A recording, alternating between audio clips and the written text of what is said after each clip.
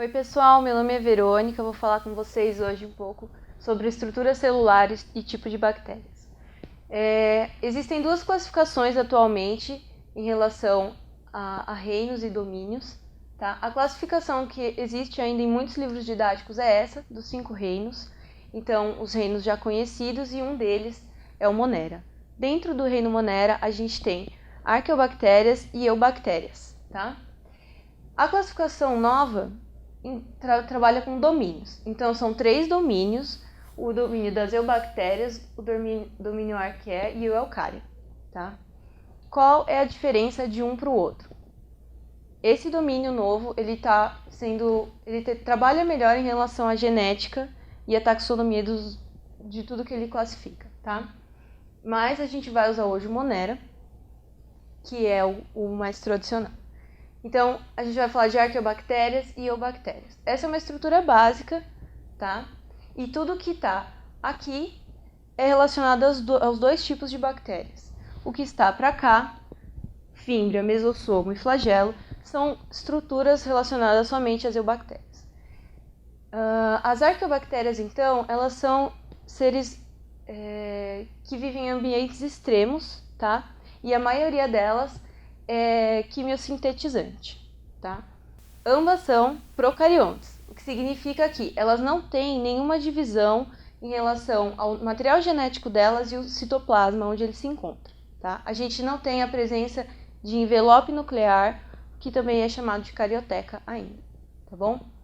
Então vamos lá. Citoplasma é comum às duas, membrana plasmática, aqui representada em vermelha, essa invaginação é exclusiva das eubactérias.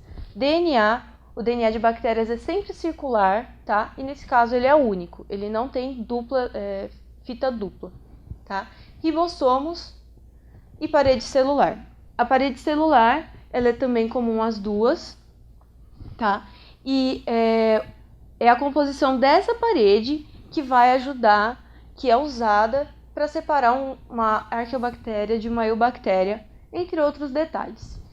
A parede celular das arqueobactérias é composta de proteínas, glicoproteínas e polissacarídeos. A parede celular das eubactérias é composta de peptídeo-glicanos, que é uma substância diferenciada que não tem nada a ver com essas aqui, tá bom? As cianobactérias, elas são como se fosse um subgrupo das eubactérias. Elas são capazes de fazer fotossíntese mesmo sem apresentar cloroplastos. Lembre-se que cloroplastos são organelas membranosas que apresentam, então, dupla membrana nesse caso. Como a gente está falando de um organismo que não tem divisão no material genético dele, separação entre o material genético e o citoplasma, ele também não pode ter uma organela membranosa, tá? Então, como elas realizam essa fotossíntese? Elas têm na membrana delas pigmentos que realizam esse processo, tá? Então, as eubactérias, elas têm fímbria. Fímbria é uma estrutura numerosa, bem menor do que o flagelo, tá? Ela é oca e ela tem 2 funções. A primeira função é passar o material genético de uma bactéria para outra quando está acontecendo conjugação. Conjugação é quando o material genético de uma bactéria passa para outra e existe uma mistura, tá? A fímbria é pela fímbria, então, que isso acontece. A outra função dela é aderir ao substrato, tá? O mesossomo ajuda na divisão por bipartição da célula.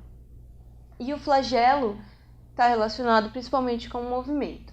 O único detalhe é que esse flagelo tem uma composição muito diferente da composição dos flagelos dos eucariontes, tá? Aqui ele é uma proteína que não é equivalente às estruturas encontradas no flagelo dos procariontes, tá?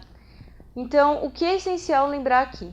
Da parede celular das duas, isso cai muito no vestibular e é o que realmente diferencia um grupo do outro.